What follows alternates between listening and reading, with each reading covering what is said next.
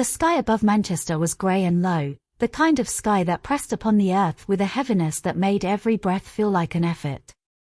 The mourners gathered outside St. Bartholomew's Church, their dark coats and veiled hats merging into a single somber blur. Talia Whitmore stood a few paces behind her mother, her hands clenched so tightly around the small bouquet of lilies that her knuckles shone white. She had told herself to remain composed, to be nothing more than a shadow at her father's farewell. But as the bell tolled, her throat tightened with grief. Her brother, Benjamin, strode past with a commanding presence that seemed wholly inappropriate for such a day. His suit was immaculate, his tie a sharp navy silk, and his smile cold. He had positioned himself at the center of every arrangement, from the seating plan to the order of service. Even the photograph at the altar bore his chosen frame, gilt and ostentatious, nothing like their father would have wanted. Talia's gaze lingered on the casket. She longed to place within it a small fishing lure her father had once treasured, a trinket he had kept from summers spent by the lake in Devon. Yet when she had tried to bring it forward, Benjamin's hand had stopped her, firm and dismissive. Not appropriate, he had said under his breath, with their mother's nod of agreement. The service began, the vicar's voice solemn and measured. Talia tried to focus on the hymns, on the gentle cadence of the prayers. But her heart thudded with unease. For she knew that when Benjamin rose to give his eulogy, it would not be words of love or remembrance that passed his lips. He had something else in mind, something cruel. The congregation waited, the stillness of the church almost unbearable, as Benjamin stepped towards the pulpit and cleared his throat. His eyes searched the room, a predator surveying his prey. Then he opened his mouth. Benjamin's voice cut through the silence like a blade. "Ladies and gentlemen," he began, his tone smooth yet laced with venom.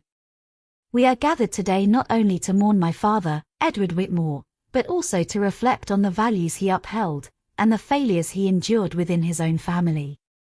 A murmur rippled through the pews. Talia felt her stomach twist.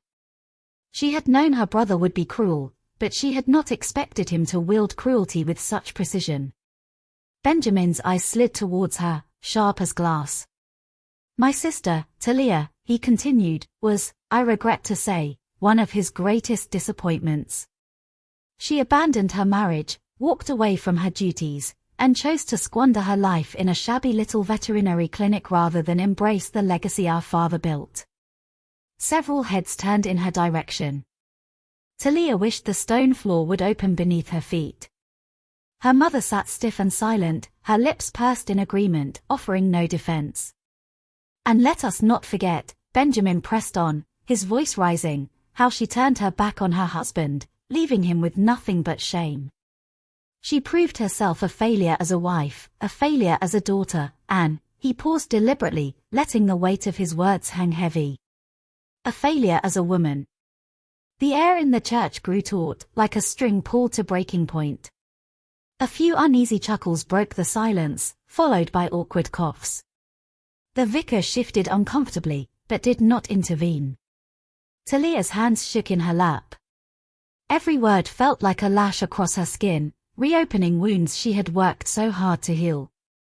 But before Benjamin could launch further into his tirade, a clear, small voice rose from the pews at the front. "Grandpa never said that." The congregation turned. 9-year-old Clara, Benjamin's daughter, stood clutching a folded envelope in her hands, her cheeks flushed with determination. Benjamin froze at the pulpit, his confident mask faltering. Clara's small voice echoed in the vaulted church, trembling yet firm. She lifted the envelope high for all to see. "Grandpa gave me this. He told me to keep it safe until today." Gasps spread through the congregation. The vicar blinked in confusion, while Benjamin gripped the edge of the pulpit so tightly that his knuckles whitened. "Clara, sit down," he hissed, his composure cracking. But Clara did not move. Her eyes, wide and bright, locked on her father. "He said you would lie. He said this letter has the truth." A stir of whispers swept the room. Uncle Harold, the eldest of their father's brothers, rose slowly from the second pew. His voice was steady, carrying the authority of age. "Let the girl read. If Edward entrusted her with words for this day, we shall hear them." Benjamin's face flushed crimson. "This is nonsense," he snapped, his mask of control slipping. "A child cannot dictate the proceedings of a funeral." But already Clara was unfolding the envelope, her fingers careful, almost reverent. The paper crackled in the silence. Talia's heart pounded as though it might burst from her chest. She could scarcely believe what she was witnessing. Clara cleared her throat and began to read. "My dearest family. If these words are being spoken, it means I am gone from this world. Yet there are truths that must not die with me." The hush in the church deepened, every breath held captive. Benjamin took a step forward, as if to snatch the letter from his daughter's hands, but Harold blocked his way, his broad shoulders a barrier between father and child. Talia's eyes blurred with sudden tears. Her father's voice seemed to rise from the grave, speaking through the fragile paper in Clara's trembling hands.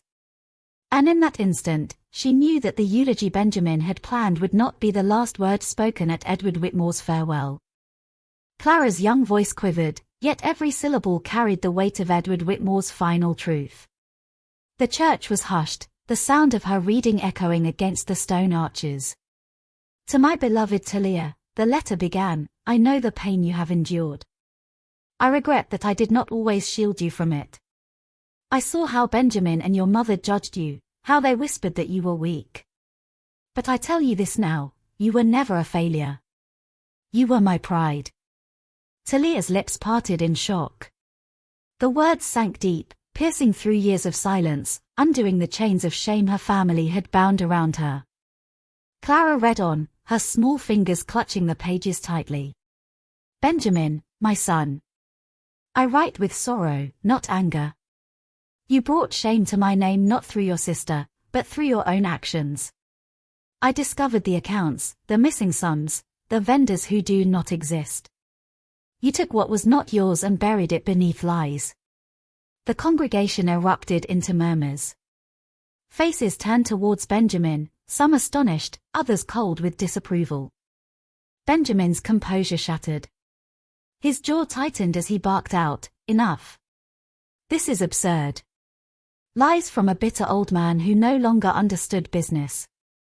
But Harold's voice thundered back. "Sit down, Benjamin." The command rang with authority, silencing the uproar for a moment. Clara's voice wavered but continued. "The evidence is secure. The solicitors know where it is kept. If my will is challenged, it will be delivered to the authorities. Benjamin, you cannot escape what you have done." Benjamin's face drained of color. His hands trembled on the edge of the pulpit. Whispers rose again, harsher this time, as suspicion hardened into judgment. Talia could scarcely breathe. The letter was not finished, and she feared what more it might reveal. Clara's small hands shook as she turned the page, yet her voice carried on. "Benjamin, you believed yourself untouchable. But I know of the second family, the woman in Leeds, the money siphoned to keep them in comfort. You betrayed not only your wife, Wendy, but also the family name." A sharp cry rang out from the pews. Wendy, Benjamin's wife, pressed a hand to her mouth, her face drained of color. The congregation shifted uneasily, shock rippling through the crowd. Benjamin staggered back from the pulpit, his polished composure crumbling. "This is slander," he spat, though his voice cracked. "Fabrications. None of it is true." But the letter went on, relentless. Clara's lips trembled, yet she continued to give her grandfather's words life. "I warned you, Benjamin. I confronted you quietly, and you lied to my face. You took the company I built and twisted it for your own gain. You thought me blind, but I was watching all along." The church filled with gasps and whispers, the air heavy with disbelief and betrayal. The once somber funeral now burned with scandal. Talia's heart pounded as she looked at her brother. For the first time, she saw fear in his eyes, a desperate glimmer that revealed he knew the game was over. But Clara had not finished. Her voice softened as she read the next lines. To Talia, I leave what remains. The estate, the accounts, the business. You will know what to do with them. You always carried compassion where others carried pride. My legacy is safe in your hands. The church fell into stunned silence.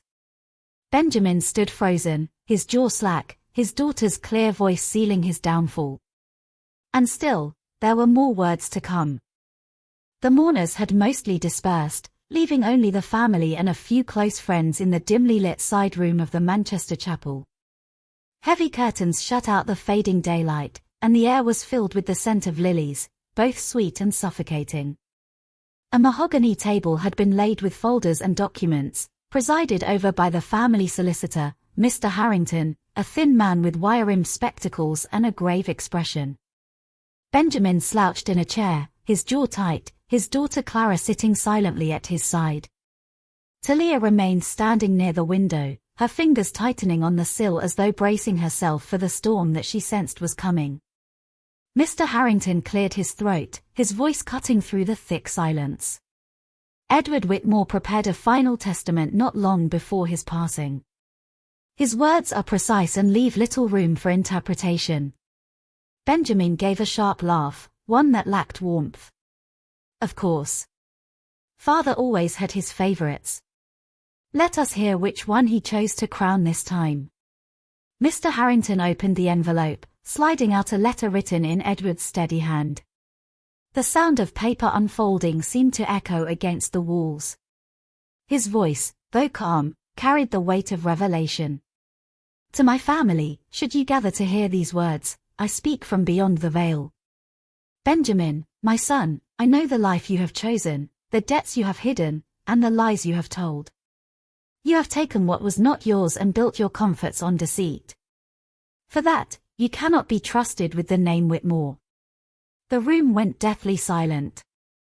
Benjamin stiffened, his face paling as his eyes darted towards Mr. Harrington.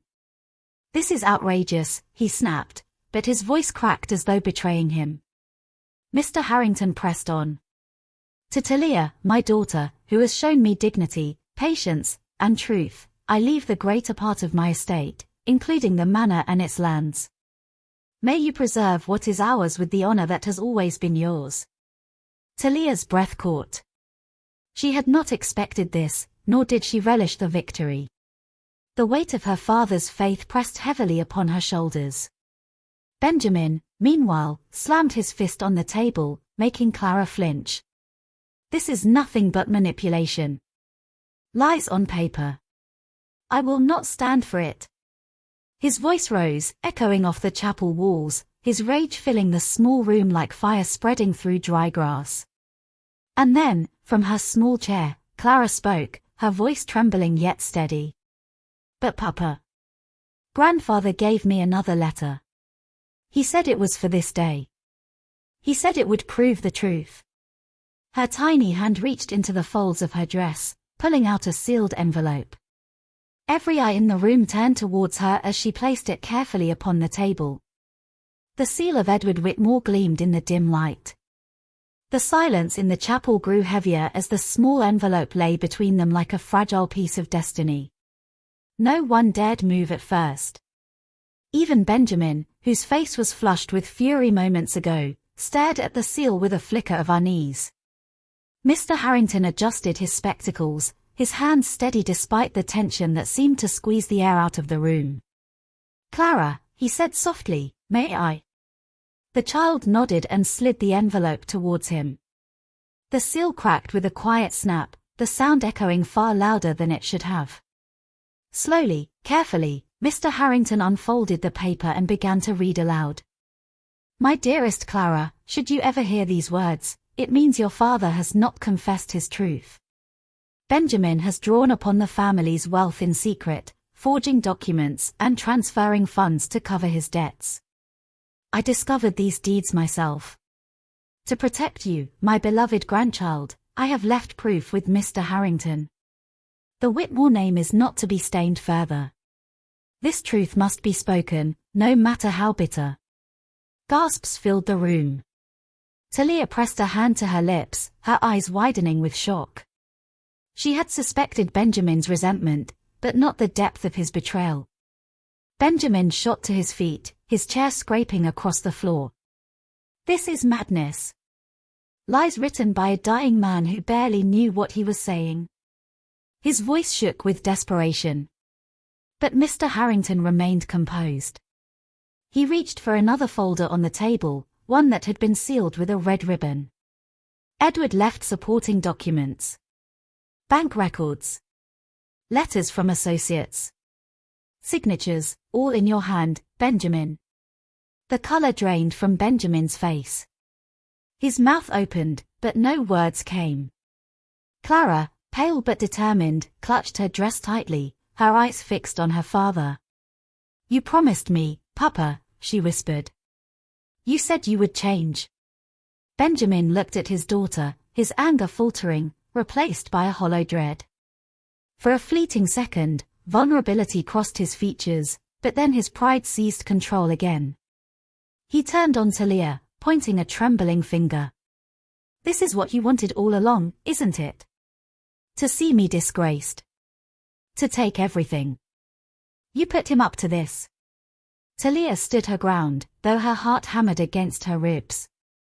She had not asked for any of this, yet here it was, unfolding before her, undeniable and merciless. The chapel doors creaked in the silence, the sound of the old hinges carrying like a warning. Somewhere in the shadows beyond, footsteps echoed. Someone else was about to enter the room. The sound of footsteps grew louder, deliberate and steady, until a tall figure emerged from the shadows of the doorway. The family turned as one, their faces pale with expectation. The man who entered wore a dark overcoat, its collar turned high against the chill of evening. His hat was pulled low, shadowing his features, yet there was no mistaking his confidence as he strode into the chapel. Mr. Harrington straightened, surprise flashing across his usually composed expression. Mr. Langford, he murmured, almost to himself. The name carried weight. Langford had once been Edward Whitmore's trusted business partner, until years ago, when whispers of fraud and vanished accounts had driven him from Manchester society. No one had seen him in years, and many assumed him dead or ruined. Benjamin stiffened, his mouth tightening. What is he doing here? He demanded, his voice harsh with panic. The man removed his hat, revealing a face lined with age and weather, but eyes that burned sharp with purpose. I came because Edward asked me to, Langford said, his voice low yet commanding. He entrusted me with something that must be spoken today. Talia's breath caught. She sensed the storm in his words, something even darker than the revelations already laid bare. Clara clutched her hand, eyes wide, as though the stranger carried both danger and deliverance. Langford moved to the center of the room, laying a leather-bound ledger upon the table. Its worn cover was marked with Edward's initials. He opened it slowly, revealing rows of numbers, signatures, and notes written in Edward's hand. This, Langford said, tapping the page, is the true account. Not just of Benjamin's thefts, but of the bargains struck in silence, the money funneled through hands you all trusted. And I was part of it once. Edward discovered everything, and he gave me a choice, confess, or carry this book here, to his children, when the time came. A hush fell. The ledger seemed to hum with weight, every word within it capable of burning what remained of the Whitmore family's name. Benjamin lunged forward, his face twisted with desperation. Lies. That book is forged. You mean to ruin me with your filth? But Langford did not flinch. He fixed Benjamin with a cold, unwavering stare. You ruined yourself, long before this day. Edward only left the truth behind for all to see. Talia felt the room closing in, the ground shifting beneath her. She had wanted peace, dignity, an end to grief. Instead, her father's funeral had become the stage for betrayal upon betrayal, secrets tearing through the silence of death.